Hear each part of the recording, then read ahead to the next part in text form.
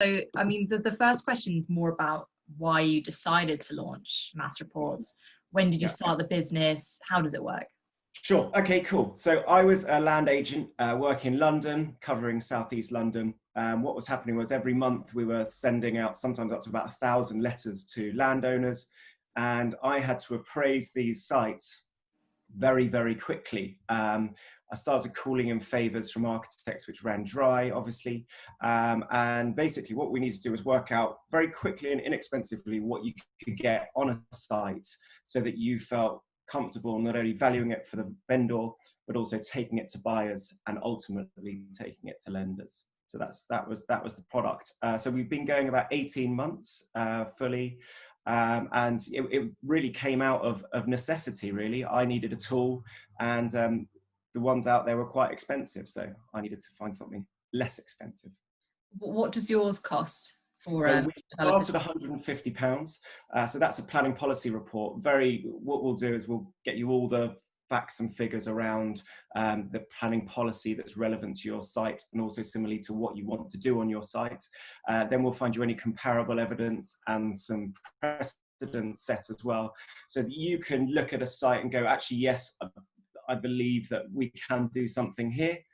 Then we can take it a step further and do some drawings for you so that you can then work out, does this site even work in the first place? If it doesn't, it's better to fail early and then carry on other sites.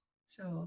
What would you say is the biggest benefit for property developers in particular to use this service?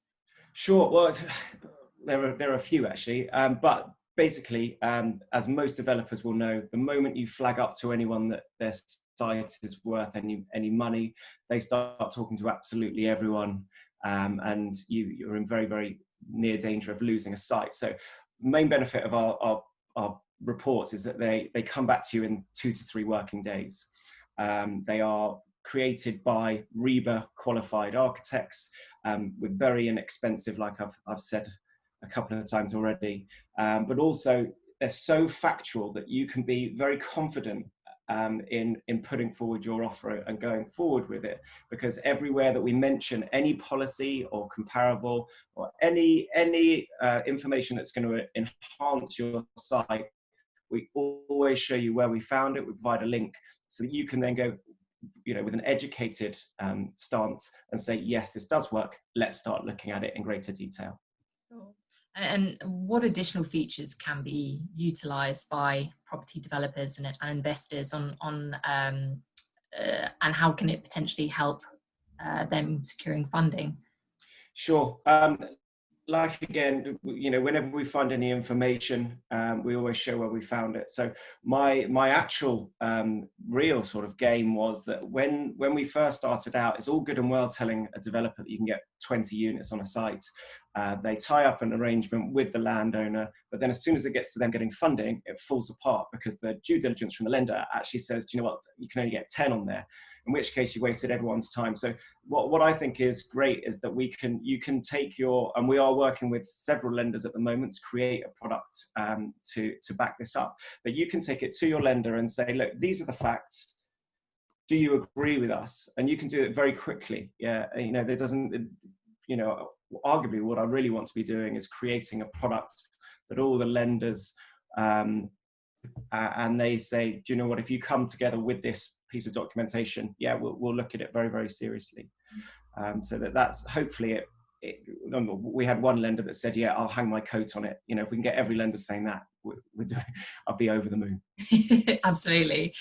How else can it help lenders assess deals and potentially speed up the process? Well, just the fact that all the information's there. A lot of due diligence takes a lot of time. So the fact that all the information is there for them in a nicely packaged report, then hopefully that will save them time as well. So I think having all the information, what we're doing is not rocket science at all. The information is absolutely out there, but all the local authorities have a totally different platform and format of presenting all the information. So what we do is we use architects and planners to aggregate all that information and put it in a very clear and concise manner, so that anyone trying to find that information can do it very quickly through our process. I've worked with several local authorities now, and every single one is different. And anyone that's done any sort of due diligence of their own will know that getting something back in 2 to 3 working days is nigh on impossible unless you have a team of people to do that. Sure.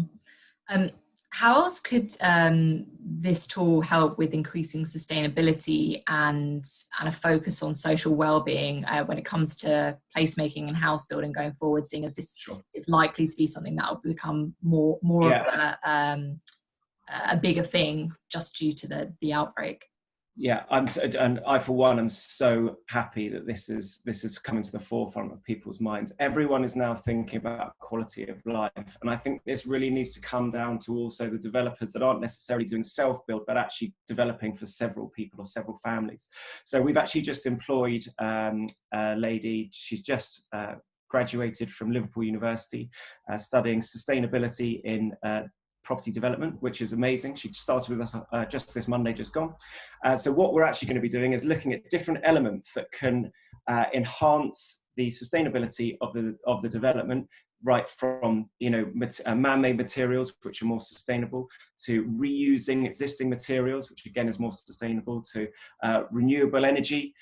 We will look, she's very much, well, her dissertation was specifically on sustainability in mass construction. So hopefully we're going to be putting a page within every one of our reports with some form of calculator as well to work out that yes, okay, sustainability can often be more expensive, but it will pay for itself over time.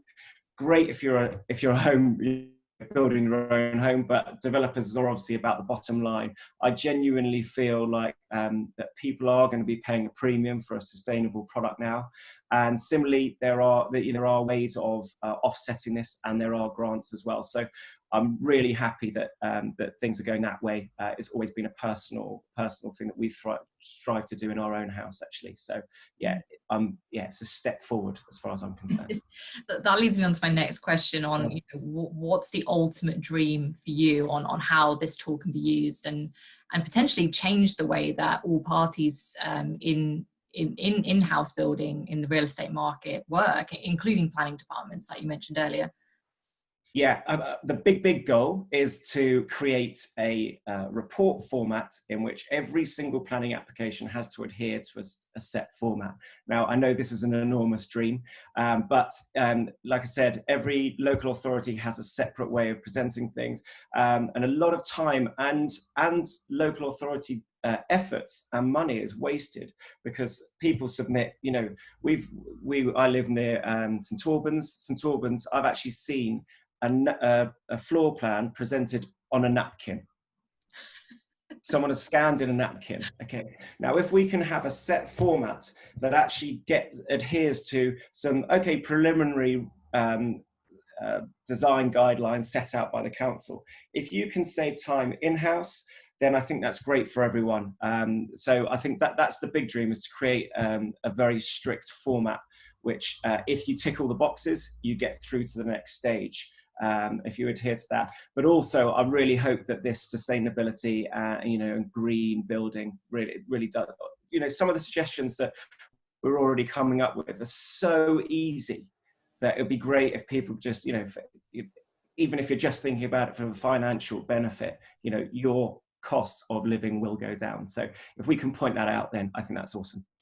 Out of interest, with the floor plan on the napkin, did that get planning? No, I think it did ultimately, but the fact that it was scrawled on a napkin, it was rejected for the whole. Needless to say, the design and access statement wasn't particularly well scripted either, but it was. These are legitimate applications that are going in. So that was a good one. They did bother to scan it in, I hasten to add. How, just for our readers who don't know who you are, how did you get into the property industry?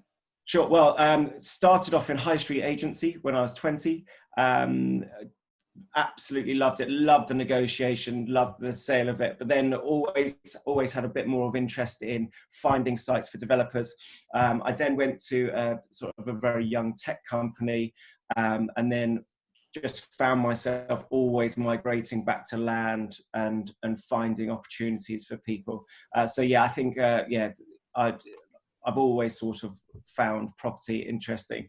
I've always been a repressed architect as well. Sort of one of the first things I do when I go anywhere is check out some cool buildings and stuff. So that's always been something that's underlying. But similarly, I do, you know, the way that property is going at the moment, there are pockets of land that where development, if it's done well, are really, really enhancing an area, and I just think that's great to be part of.